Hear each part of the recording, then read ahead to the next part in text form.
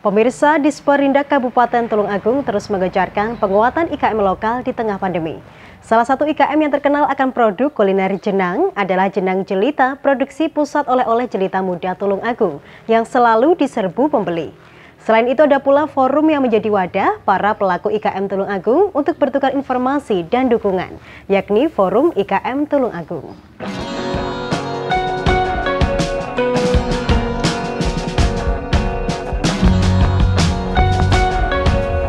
Pemirsa, Kabupaten Tulungagung ternyata sangat kaya akan IKM yang memproduksi kuliner khas Tulungagung, mulai dari kuliner tradisional dan modern. Salah satu IKM kuliner yang telah berdiri lebih dari 20 tahun adalah Pusat Oleh-oleh Jelita Muda yang berlokasi di Kelurahan Sembung, Tulungagung.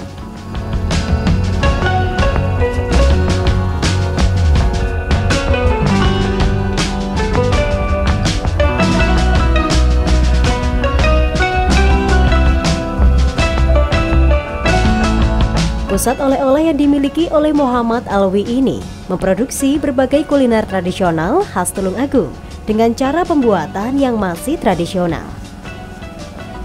Salah satunya yang terkenal adalah Jenang Jelita, singkatan dari Jenang Licin Tulungagung atau warga sekitar biasa menyebutnya Jenang Syabun.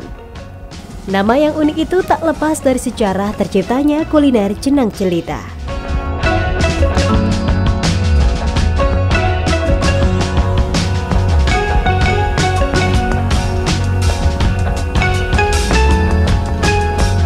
Asal-usul jenang, kenapa dikatakan jenang sabun?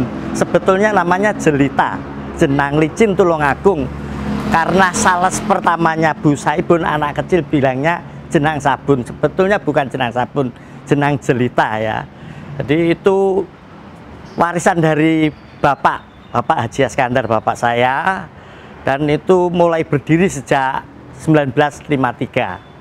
Yang saya produksi selain jenang jelita, ada permen tape, ada jenang tape, madu mongso juga ada, masih banyak yang lainnya untuk melengkapi toko saya. Prosesnya ya pertama itu kelapa kita kupas dulu, habis kita kupas kita hilangi kulitnya yang coklat-coklat itu, habis itu kita parut, kita ambil santannya dan bahannya kan kelapa, ketan, gula. Itu kalau semuanya sudah siap, kita aduk sama dengan orang bikin jenang lainnya sama. Cuma ada sedikit bumbu-bumbu yang tidak sama. Itu pun prosesnya juga sampai 4-5 jam.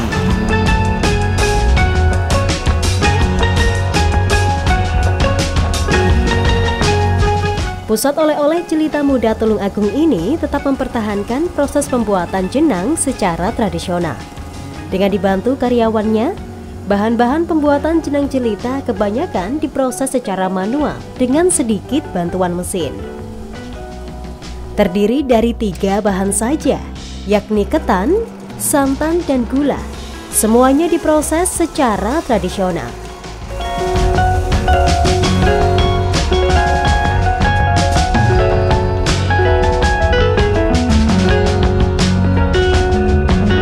Proses pembuatan seperti ini bukan tanpa alasan, pemirsa.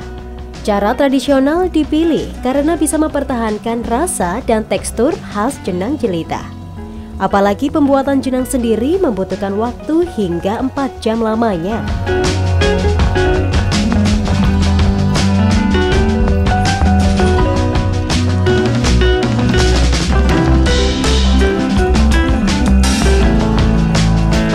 Menurut Kepala Disperindak Kabupaten Tulungagung, Dr. Agus Triharyadi, bahwa pembinaan kepada IKM lokal bertujuan agar IKM dapat berkembang. Salah satunya melalui upaya promosi seperti ini untuk memperluas pasar.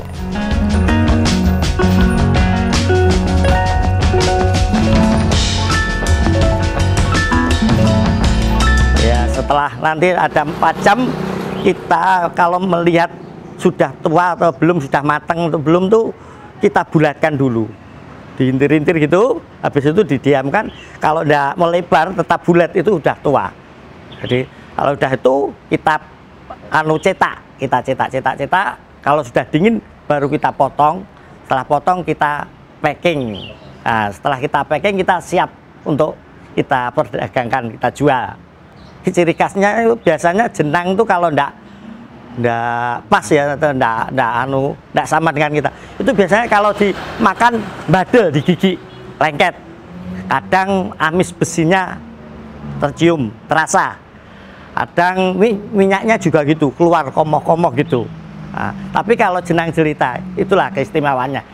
Jadi minyaknya ndak banyak, dan dicokot ndak, digigit ndak, lengket di gigi itu.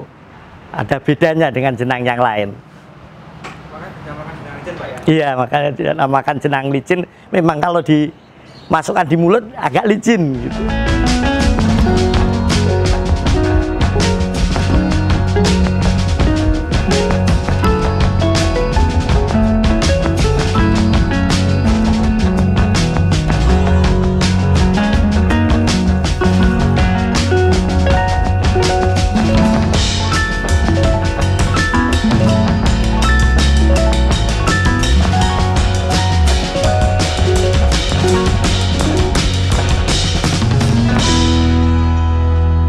Kami dari Dinas Perindustrian dan Perdagangan Kabupaten Tulungagung mempunyai tugas dan tujuan membina, memberdayakan, memfasilitasi para pelaku IKM agar lebih potensial, mulai dari proses produksi hingga menghasilkan produk yang representatif dan mempunyai daya saing, mulai dari pemasaran sampai dengan menghasilkan pendapatan bagi masyarakat.